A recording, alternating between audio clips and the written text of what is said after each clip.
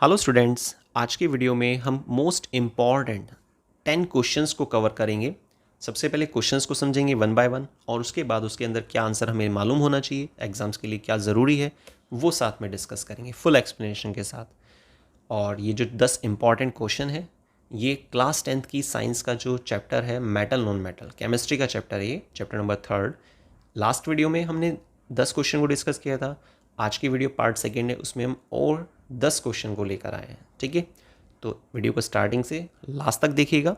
चलिए स्टार्ट करते हैं आज की वीडियो के 10 most important question for class 10th science metal and non metals.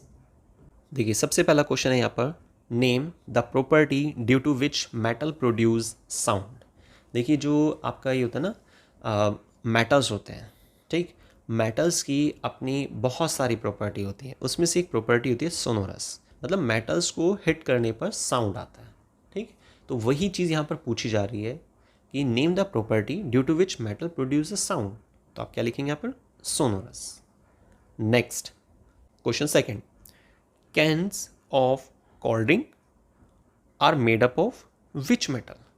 जब यहाँ पर आपसे पूछा जाए कि भाई कोल्ड ड्रिंक की जो कैन होती हैं, है ना, वो किस मटेरियल की बनी होती हैं, कौन सा मेटल है उसमें, तो आप बताएंगे एल्यूमिनियम।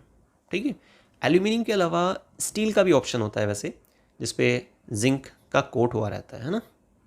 बाकी इसमें एक ऑप्शन और भी होता है एल्यूमिनियम के अलावा, टिन प्लेटेड स्टील, मतलब स्टील की भी कैन होती हैं जिसमें टिन का कोट होता है ना, तो ये भी आप यूज़ कर सकते हैं यहाँ पर। बाकी सिंपल है, एल्यूमिनियम डालिए आप, और जो दूसरा ऑप्शन मैंने आपको बताया उसका भी ध्यान रखिएगा।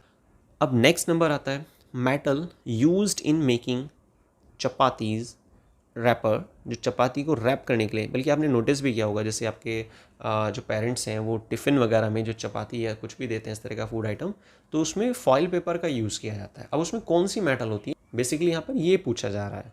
तो कौन सी मेटल आप बताएंगे? एल्यूमिनियम। ठीक है, कौन सी मेटल है? एल्यूमिनियम। एल्यूमिनियम, बल्कि उसके जो बॉक्स होता है उस पर लिखा भी होता है ना, एल्यूमिनियम फॉइल पेपर। ठीक, next question number 4, which metal alloy is used for making the pressure cooker. कौन सी मेटल अलॉय है जिसका इस्तेमाल किया जाता है प्रेशर कुकर को बनाने के लिए, और इसके पीछे का रीज़न क्या है ये भी आपको बताना है। क्वेश्चन आप समझ गए हैं कि भाई कौन सी मेटल अलॉय है, एक तो ये बताना है आपको, ठीक, और साथ में रीज़न भी देना है कि ऐसा क्यों। बहुत सिंपल क्वेश्चन है, यहाँ पर सीधा से एक नाम आता है जो ऐसी अलॉय है ना, ऐसी अलॉय जिसका इस्तेमाल करते हैं प्रेशर कुकर को बनाने में, और वो आंसर है ड्यूराल्यूमिन। क्या नाम है? ड्यूराल्यूमिन। मैं लिख देता हूँ यहाँ पे, ड्यूराल्यूमिन। ठीक है, तो ड्यूराल्यूमिन एक ऐसी अलॉय है जिसका इस्तेमाल कर रहे हैं हम प्रेशर कुकर को बनाने के लिए। अब मेन चीज़ ये कि भाई ड्यूराल्यूमिन किस मेटल्स को मिक्स करके बनी है, तो वो चीज़ भी आप याद रखिए, हो सकता है ये भी क्वेश्चन आ जाए, है ना। एल्यूमिनियम, एक तो एल्यूमिनियम होता है, और दूसरे नंबर पे यहाँ पे नाम आता है कॉपर का। ठीक है, तो एल्यूमिनियम और कॉपर, इन दो मेटल्स का इस्तेमाल करके ड्यूराल्यूमिन को बनाया जाता है। और कहाँ इस्तेमाल की जाती है? प्रेशर कुकर की बॉडी को तैयार करने में। ठीक है, अब बात ये आती है, यहाँ पर लास्ट में एक और वर्ड भी लिखा हुआ था, और वो था वाई, है ना। क्यों, रीज़न क्या है इसके पीछे? तो देखिए यहाँ पे आपको पॉइंट्स बताने होंगे कि जो ये ड्यूराल्यूमिन होता है इसकी हाई टेंसिल स्ट्रेंथ होती है ना, इसकी जो मजबूती होती है काफ़ी अच्छी होती है ना। इसको हीट ट्रीट करने के बाद इसकी पावर बढ़ जाती है, और साथ में ये काफ़ी लाइट भी होता है, ज़्यादा वजन भी नहीं लेता है ना। तो जिसकी वजह से इसका इस्तेमाल भी किया जाता है ऑटोमोबाइल्स में। ऑटोमोबाइल्स में भी इस्तेमाल करते हैं हम, किस चीज़ का इस्तेमाल करते हैं? ड्यूराल्यूमिन का। ठीक है, और एयरक्राफ्ट के कुछ कंपोनेंट्स वगैरह हैं वहाँ भी हम इसे इस्तेमाल करते हैं। बिल्कुल सिंपल है, बहुत जगह बल्कि आपने देखा भी होगा कि भाई जनरल क्वेश्चन है, मतलब आता भी है, कॉमन हो चुका है, पर फिर भी कभी कभी आ जाता है, थोड़ा इंपॉर्टेंट है। ठीक है, आपको रिफ्रेश वगैरह में बहुत आसानी से मिल जाएगा इसका आंसर, या फिर आप नोट कर लीजिए जो मैंने बताया। अलॉय का नाम ड्यूराल्यूमिन, किस चीज़ के मिलने से बना है, कौन सी दो मेटल है? एल्यूमिनियम प्लस कॉपर, और इसकी जो मजबूती होती है वो बहुत ज़्यादा होती है, हल्का भी होता है साथ में, जिसकी बेसिस पर हम इसे ऑटोमोबाइल में इस्तेमाल कर रहे हैं, एयरक्राफ्ट वगैरह के अंदर। ठीक है, चलिए अब देखते हैं next question number 5, why are non metals brittle. Non metals को ब्रिटल क्यों कहा जाता है, ठीक है। अब देखिए जो यहाँ पर ये पूछा गया है ना आपसे कि नॉन मेटल्स जो है ब्रिटल क्यों होती हैं, है ना। ब्रिटल होता है एक तरह से ब्रेकेज के लिए, है ना। तो सिंपल आप बता सकते हैं कि जो नॉन मेटल्स होते हैं ना उनमें जो बॉन्ड बनता है ना, नॉन मेटल के बीच में बॉन्ड बनता है वो काफ़ी वीक होता है। आपको पता है ये कोवलेंट बॉन्ड होता है, आयनिक बॉन्ड तो बड़ा स्ट्रॉन्ग होता है जो आयनिक कंपाउंड बनता है, लेकिन कोवलेंट कंपाउंड में, कोवलेंट कंपाउंड क्या होते हैं, इस टॉपिक पर भी हमने वीडियो बनाई थी, आपने टॉपिक को समझा भी होगा उसमें, और नहीं समझा है तो उसका लिंक भी आपको डिस्क्रिप्शन बॉक्स में मिल जाएगा, आप एक बार देखिएगा। क्योंकि आयनिक कोवलेंट कंपाउंड ये एक जनरल क्वेश्चन है जो 9th और 10th लेवल पर काफ़ी बार सामने आ जाता है, ठीक है।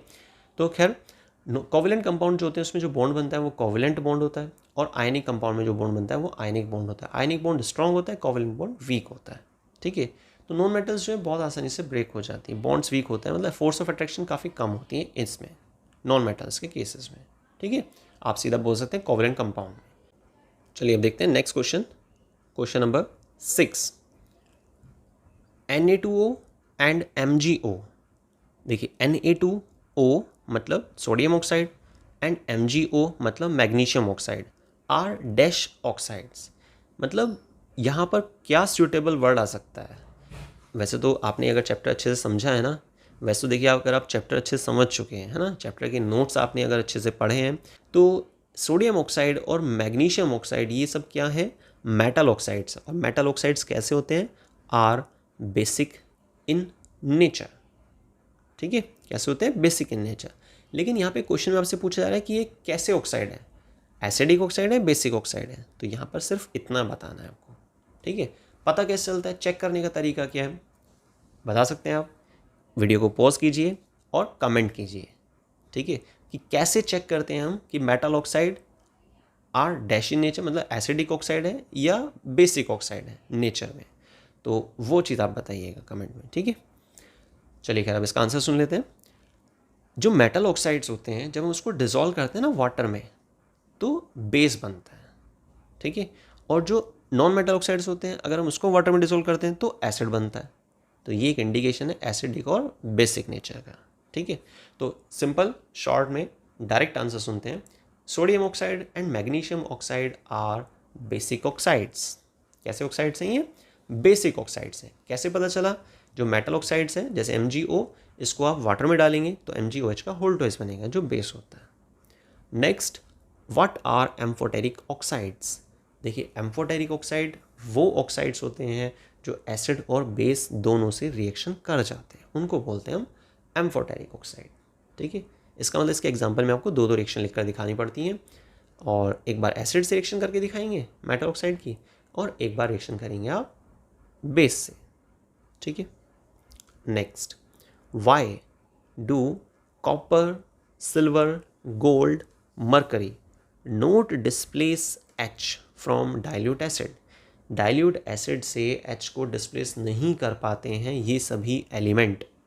इसके लिए आपको टॉपिक कवर करना होता है रिएक्टिविटी सीरीज़, और अगर आप रिएक्टिविटी सीरीज़ पढ़ चुके हैं, आपको अच्छे से मालूम है, तो आप समझ गए होंगे ये लीस्ट रिएक्टिव है, कम रिएक्टिव। और जो कम रिएक्टिव होता है ना वो कैसे हाइड्रोजन को हटा सकता है, ठीक है भाई। किसी एक एलिमेंट को डिस्प्लेस करने के लिए उससे ज़्यादा पावर होनी चाहिए, तभी तो आप डिस्प्लेस कर सकते हैं ना, अदरवाइज डिस्प्लेस नहीं कर पाएंगे, सिंपल। नेक्स्ट क्वेश्चन पर आते हैं, नंबर 9 पर। What type of compound conduct the electricity in molten state. Molten state में, मोल्टन मतलब पिघली व्यवस्था, है ना, तो किस तरह कंपाउंड कंडक्ट करते हैं इलेक्ट्रिसिटी को। और सिंपल आंसर है वो है आयनिक कंपाउंड्स। कंपाउंड दो कैटेगरी में क्लासीफाई होते हैं, आयनिक कंपाउंड और कोवलेंट कंपाउंड। आयनिक कंपाउंड वो कंडक्ट कर लेते हैं इलेक्ट्रिसिटी को, ठीक है। जैसे कि एक टॉपिक भी है आपके केमिस्ट्री में 10th लेवल पर, ब्राइन। ब्राइन किसे कहा जाता है, aqueous concentrated solution of NaCl is called brine, ठीक। तो यहाँ से भी आप अंदाज़ा लगा सकते हैं। बाकी इस 9th क्वेश्चन में आपको डायरेक्ट आंसर देना है कि भाई कौन से कंपाउंड है, तो आयनिक कंपाउंड जिससे इलेक्ट्रिसिटी पास आउट होती है। नेक्स्ट आता है और आज के वीडियो का last question, do all minerals are ore. क्या सभी मिनरल्स ओर्स हैं। देखिए इसका आंसर बहुत ईजी है, मेटल एक्सट्रैक्शन के टॉपिक में से ही इस क्वेश्चन को लिया गया है। यहाँ पे पूछा जा रहा है आपसे कि क्या सभी के सभी मिनरल्स ओर हैं, नहीं। इसका आंसर क्या है, नहीं। सभी मिनरल्स तो और नहीं हैं, लेकिन अगर क्वेश्चन कुछ इस तरह से होता कि क्या सभी ओर्स मिनरल हैं, तो हम हाँ कह सकते थे। ठीक है, देखिए इसमें चक्कर क्या होता है ना कि जितना भी मटेरियल हम निकाल कर लाते हैं, है ना, मेटल एक्सट्रैक्शन के टॉपिक को ध्यान में रखते हुए, तो सभी मेटल्स अलग नहीं हो पाते हैं प्रॉफिटेबली और कन्वीनियंटली। इसीलिए यहाँ पर ये दो क्वेश्चन जनरेट किए गए हैं कि भाई जितने भी मिनरल्स होंगे वो सभी और नहीं हैं, है ना, लेकिन सभी के सभी जो ओर्स होते हैं वो मिनरल्स होते हैं। ठीक है, तो याद रखना है आपको। भाई देखिए, अगर ओर के बारे में कहा जाए तो ओर है क्या, एक मिनरल्स का क्लस्टर होता है। ठीक है, और क्या होता है, मिनरल का क्लस्टर होता है जिसमें से आप मेटल्स को अलग अलग कर पाते हैं डिफरेंट डिफरेंट प्रोसेस के बेसिस पे। ठीक है, इसलिए कह दिया जाता है कि भाई सभी क्लस्टर में से तो मेटल अलग नहीं हो पाते ना। ठीक है, सही है, तो इसलिए आप कहेंगे कि भाई सभी के सभी जो और हैं वो तो मिनरल्स हैं, लेकिन सभी के सभी मिनरल्स जो हैं वो और नहीं है, तो यहाँ पर आएगा नहीं, नो। क्लियर। तो आज की वीडियो का टॉपिक हमारा पूरा हुआ, आज की वीडियो का टारगेट हमारा कंप्लीट हुआ कि भाई 10 क्वेश्चन कैसे, कौन से 10 क्वेश्चन हैं जो हमें मेटल नॉन मेटल के लिए ज़रूर मालूम होने चाहिए। लास्ट वीडियो में हमने 10 क्वेश्चंस कवर किए थे और आज की वीडियो में 10 क्वेश्चन कवर किए। तो आज के लिए बस इतना ही, मिलते हैं नेक्स्ट वीडियो में एक नए टॉपिक के साथ। वीडियो को स्टार्टिंग से लास्ट तक देखने के लिए बहुत बहुत धन्यवाद।